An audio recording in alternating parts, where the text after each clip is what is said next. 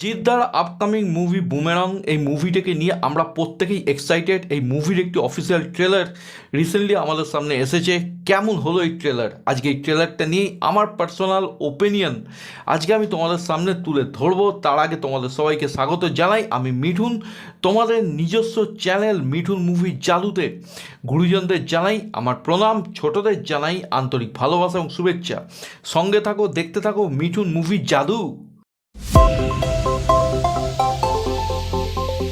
জিৎ অভিনীত বুমেরাং মুভির official trailer মুক্তি পেয়েছে। মুভিটির পরিচালক সৌভিক কুণ্ডু, পুনরায় রুবি রায় এই গল্প অবলম্বনে মুভিটি নির্মাণ করা হয়েছে। এই ট্রেলারটা কিন্তু আমাকে বন্ধুরা ভরপুর মস্তি দিয়েছে, আমি কিন্তু মস্তি পেয়েছি। প্রচুর ভালো ভালো অভিনেতাদের কাস্ট করা হয়েছে। জিৎ, রুক্মিণী মৈত্র তো আছেনই, তার সাথে সৌরভ দাস, অম্বরীশ ভট্টাচার্য, খরাজ মুখার্জি, বিশ্বনাথ বসু, রজতাভ দত্ত। আর ছেড়ে কার কথা বলবো, প্রত্যেককেই এই মুভিতে কিন্তু কাস্ট করা হয়েছে এবং প্রত্যেকেই দুর্দান্ত কমেডি অভিনয় করেন, প্রত্যেকেই দুর্দান্ত কমেডিয়ান। এ কথা আমাকে হয়তো আলাদা করে বলতে হবে না। এবং এই মুভির ট্রেলারটা এমনভাবে কাটা হয়েছে না, পুরো ট্রেলারটা কিন্তু যথেষ্ট এন্টারটেইনিং এবং একটা প্রিমিয়াম ফিল কিন্তু গোটা ট্রেলারময় আছে। মানে মেকাররা যে পয়সা খরচ করেছে এটা কিন্তু ট্রেলারটা দেখলেই বোঝা যায়। এই মুভিতে রুক্মিণী মৈত্রর দুটো ভূমিকা, একটা হচ্ছে রোবটের ভূমিকায় তিনি অভিনয় করেছেন, অপরটি হচ্ছে নর্মাল অ্যাজ এ হিরোইন। এবার রোবটের ভূমিকায় তার অভিনয় কিন্তু আমার নজর কেড়েছে। আমি তাকে প্রশংসা করতে চাই তার রোবটের ভূমিকায় অভিনয় করার জন্য আলাদা করে। কয়েকদিন আগে আমি একটি বলিউডের মুভি দেখেছিলাম, তেরা বাতোঁ মে ऐसा উলঝা জিয়া, যেখানে শাহিদ কাপুর, কৃতি সানন অভিনয় করেছিলেন। সেখানে কৃতি সানন রোবটের ভূমিকায় অভিনয় করেছিলেন। কিছু কিছু জায়গায় তার অভিনয় আমার একটু ওভার অ্যাক্টিং বলে মনে হচ্ছিল, কিন্তু এই মুভিতে রুক্মিণী মৈত্রকে আমি যতদূর দেখলাম ট্রেলারের মধ্যে, তাকে কিন্তু পুরো কনভিন্সিং লেগেছে অ্যাজ এ রোবট। সুতরাং আমি এক কথায় বলতে পারি রুক্মিণী মৈত্র হয়তো অভিনয়ের দিক দিয়ে এই মুভিতে কৃতি সাননকেও ছাপিয়ে গেছেন এবং তিনি যে একজন দক্ষ অভিনেত্রী তিনি এটা আরেকবার প্রমাণ করলেন। জিৎ প্রসঙ্গে এটাই বলবো, জিতের দুর্ভাগ্য তাকে আমাদের বাংলার পরিচালকরা কমেডি রোলে সেভাবে এক্সপ্লোরই করেননি। তিনি যে ভালো কমেডি করতে পারেন এর প্রমাণ আমি এর আগে বাচ্চা শ্বশুর মুভিতে দেখেছিলাম। এবং এই মুভিতে তার একটা ডায়লগ আছে, বাবা তুলে কথা বলবে না। যখন সে ডায়লগটা দিচ্ছে না, একটা অদ্ভুত হাসি কিন্তু মুখের মধ্যে চলে আসছে। সৌরভ দাস, তার কথা আলাদা করে বলার কিছু নেই। রোবট রুক্মিণী যখন তার কোলে উঠে পড়ছে এবং জিজ্ঞেস করছে কোথায় লেগেছে কাকু, তুমি বুঝবে না মা, সে যেইভাবে বলে সেটা রীতিমতো কিন্তু হাসি এনে দেয়। রজতাভ দত্ত, অম্বরীশ প্রত্যেকে নিজের নিজের জায়গায় আমার মনে হয় ভালো পারফরমেন্স দেবেন। অম্বরীশ ভট্টাচার্যের মুখে একটা ডায়লগ আমি পেলাম যেটা কিন্তু আমাকে যথেষ্ট এন্টারটেন করেছে, কচি বৌমার কোলে বুড়ো শ্বশুর দোলে। এই ডায়লগটা হয়তো অনেকের ক্লিশে লাগতে পারে, কিন্তু বিলিভ মি যখন বড় পর্দায় দেখবে তোমরাও কিন্তু রীতিমতো হাসবে, এটুকু গ্যারেন্টি দিতে পারি এই ট্রেলারটা দেখে।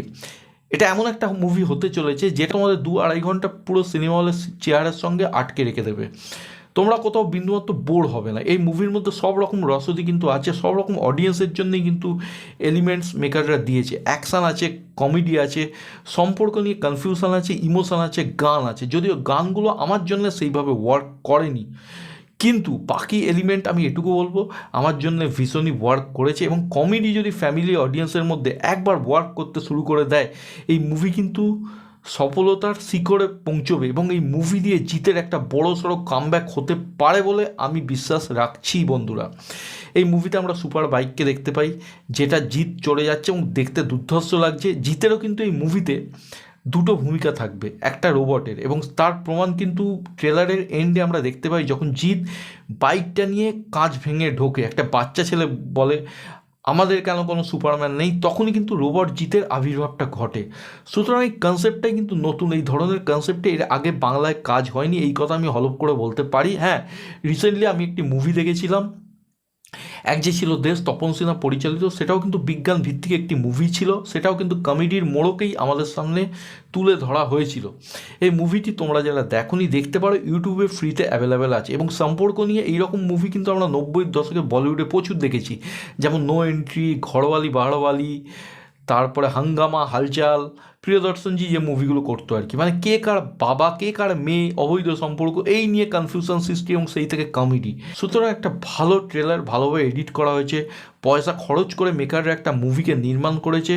তোমরা প্লিজ এর মধ্যে লজিক খুঁজতে যেও না, অনলি ম্যাজিক, অনলি মস্তি, এই দুটো কথা মাথায় রেখে মুভিটি দেখো, মুভিটিকে সাপোর্ট করো। পরিচালক সৌভিক কুণ্ডুর ওপর আমার ব্যক্তিগতভাবে খুবই আস্থা আছে, কারণ তার কিন্তু কমার্শিয়াল সেন্সিবিলিটি প্রচণ্ড। তার আগের একটা মুভি আমি দেখেছিলাম আয় খুকু আয়, সেখানে তিনি প্রসেনজিৎ চট্টোপাধ্যায়কে যেভাবে প্রেজেন্ট করেছিলেন এবং এই মুভির মধ্যে যেভাবে তিনি কমার্শিয়াল এলিমেন্টকে ব্যবহার করেছিলেন, সেটা কিন্তু আলাদা প্রশংসার দাবি রাখে। সুতরাং এই মুভির মধ্যে সব রকম এলিমেন্ট আছে, অ্যাকশান আছে, ইমোশান আছে, মস্তি আছে, কমেডি আছে, রোম্যান্স আছে, সব রকম এলিমেন্ট পাবে। তবে হ্যাঁ, গানগুলো আবারও বলছি, যদি একটু ভালো হতো তাহলে কিন্তু জমে ক্ষীর হয়ে যেত। নীলায়ন চ্যাটার্জি এই মুভির মিউজিক ডিরেক্টর। অদ্বিতীয়া গানটা আমার সেরকম ঠিকঠাক লাগলেও আরেকটা যে গানটা মুক্তি পেয়েছে সেই গানটা আমার সেরকম লাগেনি। অ্যাকচুয়ালি এই ধরনের মুভিতে আমার মনে হয় ব্যক্তিগতভাবে জিৎ গাঙ্গুলিকে দিয়ে মিউজিক করানোটা খুবই দরকার। জিৎ গাঙ্গুলি কিন্তু এই ধরনের মুভির জন্য একবারে পারফেক্ট। আমি একটা মুভির নাম এই মুহূর্তে বলতে চাইবো যার মিউজিক ডিরেক্টরও জিৎ গাঙ্গুলি ছিল, লে হালুয়া লে। সেই মুভিটিও যদিও হাঙ্গামা মুভির অফিসিয়াল রিমেক ছিল, কিন্তু সেই মুভিতে যে গানগুলো তুমি দেখবে প্রত্যেকটা মুডের কিন্তু গান আছে, টাইটেল সং বলি বা রোম্যান্টিক সং বলি। সুতরাং এই ধরনের মুভিতে আমার মনে হয় জিৎ গাঙ্গুলি বেস্ট। যাই হোক, নীলায়ন চট্টোপাধ্যায়ও একজন দক্ষ মিউজিক ডিরেক্টর এবং এই মুভির আরও কিছু গান হয়তো আমরা দেখতে পাবো এবং আশা করবো সেই গানগুলো আমাদের মন ছুঁয়ে যাবে। ওভারঅল এই মুভির ট্রেলারটা দেখে এই মুভিটিকে নিয়ে আমি প্রচণ্ড আশাবাদী। আমি এই মুভিটির জন্য প্রচণ্ড এক্সাইটেড এবং জিৎ রুক্মিণীকে আমি আবারও আলাদা করে প্রশংসা করব নিজেদেরকে ভেঙে চুরে অন্যভাবে আমাদের সামনে প্রেজেন্ট করার জন্যে। তোমরা যারা এই ট্রেলারটা দেখেছো তোমাদের কি মনে হয় আমাকে কমেন্ট করে জানাও। আমার ভিডিও সম্বন্ধে নিজেদের মতামত অবশ্যই জানিও কমেন্টে, কারণ তোমাদের বক্তব্য কিন্তু আমাকে মোটিভেট করে, আমাকে ইন্সপায়ার করে। এবং আজকের ভিডিও যদি ভালো লাগে লাইক করো, শেয়ার করো, চ্যানেল বা ভিডিও নতুন হলে সাবস্ক্রাইব করো এবং ফার্দার নোটিফিকেশনের জন্য বেল আইকনটা ক্লিক করতে ভুলো না। সকলে ভালো থেকো, সুস্থ থেকো, টেক কেয়ার, বাই বাই।